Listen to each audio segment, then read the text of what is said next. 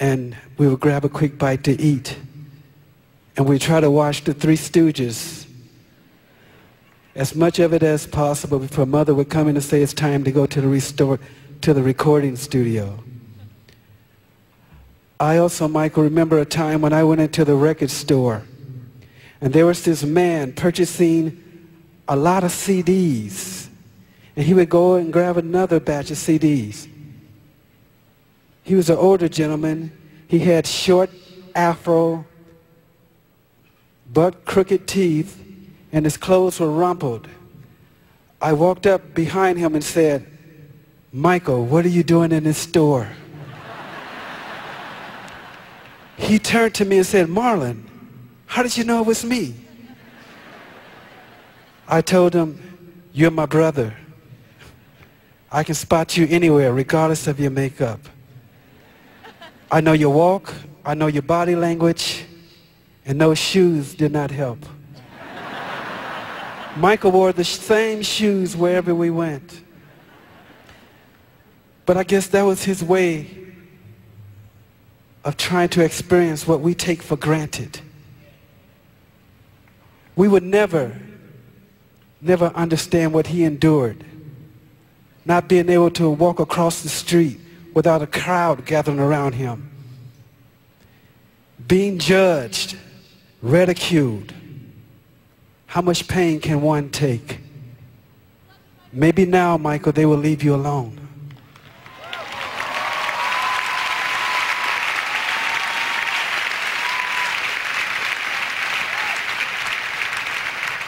Michael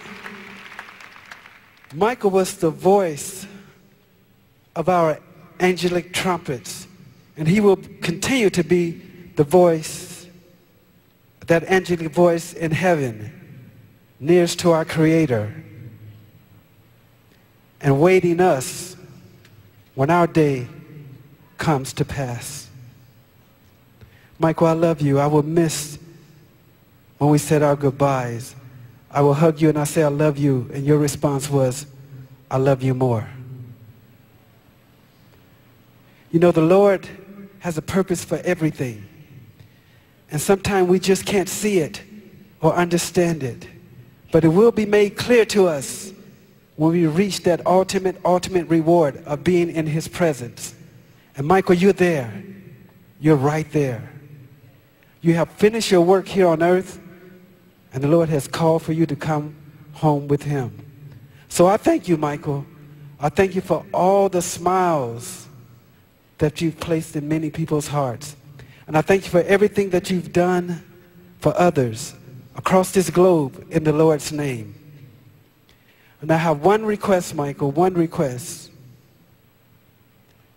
I would like for you to give our brother, my twin brother, Brandon, a hug for me.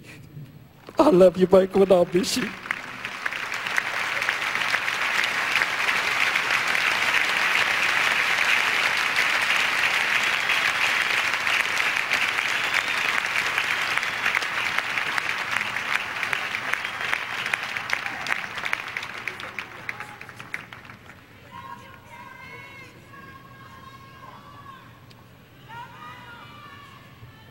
I thank you. Janet, want to say something?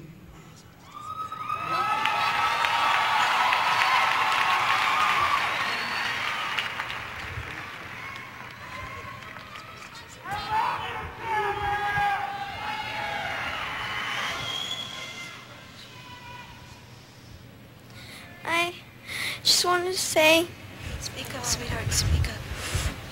Get close. Ever since I was born, Daddy has been the best father you could ever imagine.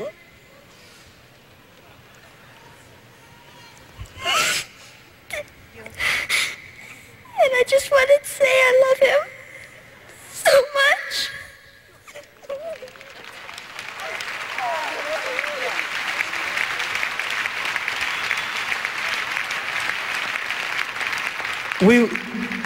We want to thank you all for loving my brother and supporting our family. Thank you and good night.